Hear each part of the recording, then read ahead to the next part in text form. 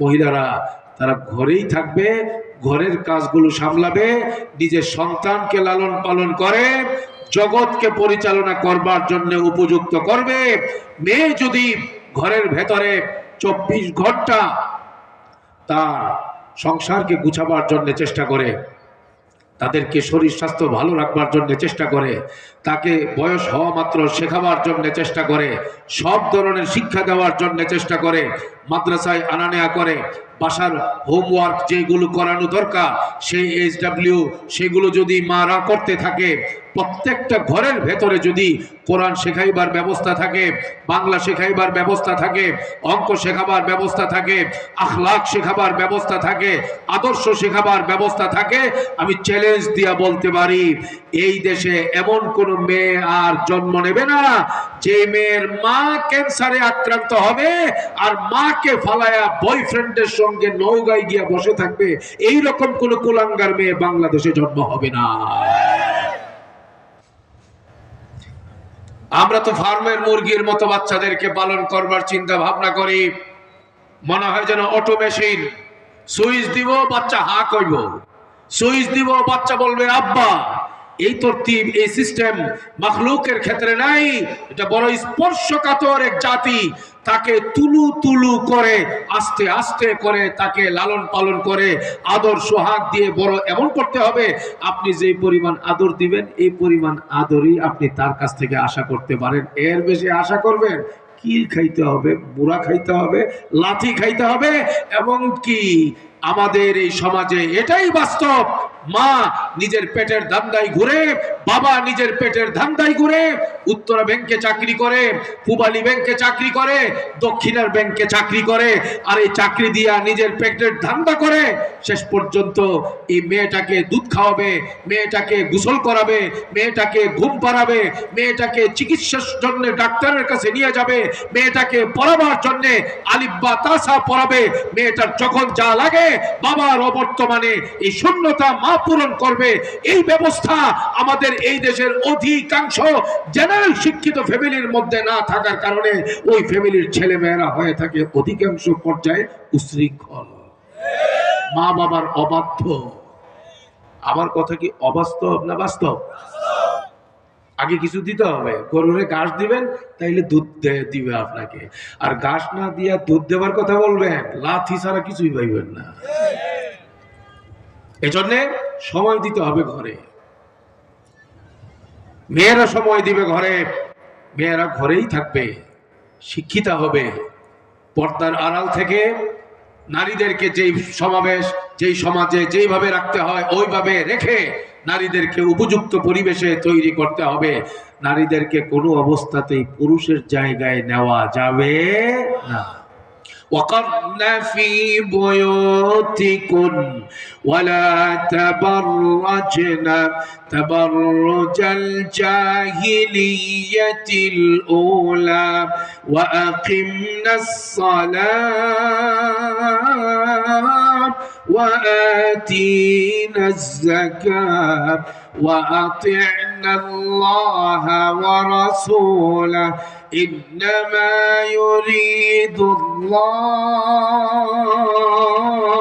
ليذهب عنكم الرجس أهل البيت ويطهركم تطهيرا। আল্লাহ বলছে ঘরে থাকো, ঘরকে সাজাও, বেপরদা হতে দিও না মেয়েদেরকে। আজকে আমাদের এই বাংলাদেশে বিল্ডিং উন্নত হচ্ছে, রাস্তাঘাট উন্নত হচ্ছে, টাকা পয়সার পরিস্থিতি আমরা যদি খেয়াল করি, মানুষের পকেটের টাকা দিন দিন কমতেছে না বরং বাড়তেছে, শিক্ষার হার বাড়তেছে, ছেলে মেয়েরা অনেক শিক্ষিত হচ্ছে। কিন্তু বাস্তব কথা হইল, আমরা যদি ঘরগুলোতে জিজ্ঞেস করে জানতে চাই, দেখা যাবে ঘর যত সুন্দর, ঘরের ভিতরের অবস্থা অত সুন্দর না, অশান্তির আগুন দাউ দাউ করে জ্বলতেছে। কথা বলেন ঠিক কিনা? সেজন্য ঘরের ভিতরটাকে সাজাতে হবে জান্নাতের বাগানের মতো করে। আমি কথা অনেক লম্বা করব না, এই জন্য এক তো অনেক আগের থেকে বয়ান শুনছেন, আর পরিচালক আমাকে বুঝাই দিছে বেশি লম্বা করা যাবে না, অল্প সময়ে কথা শেষ করা, এটা ওনাদের ওয়াদাও আছে। এতটুকু হুঁশ জ্ঞান তো আমার আছে। এই জন্য আমি বিষয়টা আপনাদেরকে গুছাইয়া দিতে চাই অল্প কথায়। আমি আপনাদেরকে এতটুকুন বলি, ও ভাই, প্রগতি, উন্নতি, এরপরে হইলো আধুনিকতা, অনেক কিছু আপনি নিজের ব্যাপারে চিন্তা ভাবনা করতে পারেন, কিন্তু সব চিন্তার আগে এই চিন্তাটা করতে হবে, আমি অনেক বড় পয়সাওয়ালা হতে চাই, আধুনিক হতে চাই, শিল্পপতি হতে চাই, প্রগতিশীল হতে চাই, আমেরিকার মতো হতে চাই, ইউরোপের মতো হতে চাই, লন্ডনের মতো হতে চাই, অমুক হতে চাই, আমার মেয়েকে আমি এইভাবে বানাতে চাই। কিন্তু মুমিন মুসলমান যারা আল্লাহকে বিশ্বাস করে, জান্নাতকে বিশ্বাস করে, জাহান্নামকে বিশ্বাস করে, তার এক নম্বরের চিন্তা থাকতে হবে, সবার আগে আমি জান্নাতি হতে চাই। কথা বলেন ঠিক কিনা? টাকা আগে না জান্নাত আগে? কথা বলেন, টাকা আগে না জান্নাত আগে? উন্নতি, অগ্রগতি, আরো যত আধুনিকতা, সব কিছুর আগে একজন মুমিন জান্নাত নিয়ে চিন্তা করতে হবে। মনে রাখতে হবে, আপনার সামনে যেমন পরিবার আছে, আপনার ছেলে মেয়ে যেমন আছে, আপনার যেমন বিবি আছে, আপনি একজন ভাই, আপনি একজন স্বামী, আপনার একটা ঘর আছে, আপনার আদর্শ, আপনার চতুর্পাশে আপনার খুব আদর সোহাগের অনেক সদস্য আছে। মনে রাখতে হবে, আমার আপনার ঘরকে কিন্তু আমার নিজের মতো করে সাজাইলে হবে না, ঘরটাকে সাজাইতে হবে, পরিবারটাকে সাজাইতে হবে জান্নাতি হওয়ার জন্য। জনাবে মুহাম্মদুর রাসূলুল্লাহ সাল্লাল্লাহু আলাইহি ওয়াসাল্লামের মতো করেই সাজাইতে হবে। তাইলেই বিল্ডিংও হবে সুন্দর, ভিতরের পরিবেশও হবে সুন্দর, অন্তরটাও হবে ফ্রেশ, স্বামী স্ত্রীর জন্য পাগল হবে, স্ত্রী স্বামীর জন্য পাগল হবে, সন্তান বাবার জন্য পাগল হবে, সন্তান মা ছাড়া কিছুই বুঝবে না। বর্তমান সমাজে সন্তান মা বাবাকে মানতে চায় না কেন? কারণ মা বাবাই আল্লাহকে মানে না। এই বিষয়টা বোঝাবার জন্য আমি আপনাদেরকে বুখারী শরীফের একটা হাদিস বলি।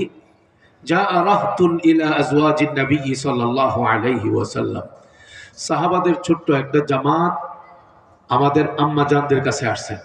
আয়েশা বললেন, দিনের বেলায় নবী কি করে এটা তো আমরা জানি, ঘরে কি করে এটা তো আমরা জানি না। আম্মা জানরা বলেন, ঘরে আয়েশা উনি 3 কাজ করে। কথা বলেন, ঘরে গিয়া নবীজি কয় কাজ করতেন রাত্রে? বলেন, রাত্রে নবীজি ঘরে গিয়া কয় কাজ করতেন? 3 কাজ। নাম্বার 1, তিনি ঘরে গিয়ে রাতের প্রথম অংশে বিবিদের সঙ্গে খুশু গল্প করেন, সময় কাটান এবং তাদের ঘরের কাজে নবী সহযোগিতা করেন। সুবহানাল্লাহ বলবেন না? আপনি কি সহযোগিতা করেন ভাই? আমি কি সহযোগিতা করি? বলবার আগেই তো স্যাং স্যাং করে উঠি। কথা বলেন ঠিক কিনা? বাজার সদাই যে কাজগুলো আমার করার দরকার সব ডিউটি দিয়ে রাখছি ম্যাডামকে। ম্যাডাম ভালো হইব কেমনে? রাস্তা দিয়ে হাঁটে, সবার খোঁজ খবর নিয়ে যায়, ভাই কেমন আছে, কেমন আছে, ভালো আছেন না? এই ডিউটি তো আপনিই দিচ্ছেন। কথাটা বুঝেন নাই? পুরা এলাকার খবর নেই এখন মহিলা। মহিলা তো এলাকার কাউকে চিনতো না, বিয়া করে আনছেন রাজশাহী থেকে। আপনার মৌচাকের পুরুষকে চিনতো কোনোদিন? এখন তো পুরা এলাকার মামা খালা ছাড়া, এই এলাকাতে তার আত্মীয় স্বজন ছাড়া কিচ্ছু নাই, পুরা এলাকাকে আত্মীয় বানায় ফেলাইছে। হালাত এগুলোর জন্য আমরা আমাদের দায়িত্বশীল যারা আছি আমাদের গাফলতিকেই দায়ী মনে করতে হবে। আল্লাহ খুব খেয়াল করে করে কাজগুলো করতে হবে। আমার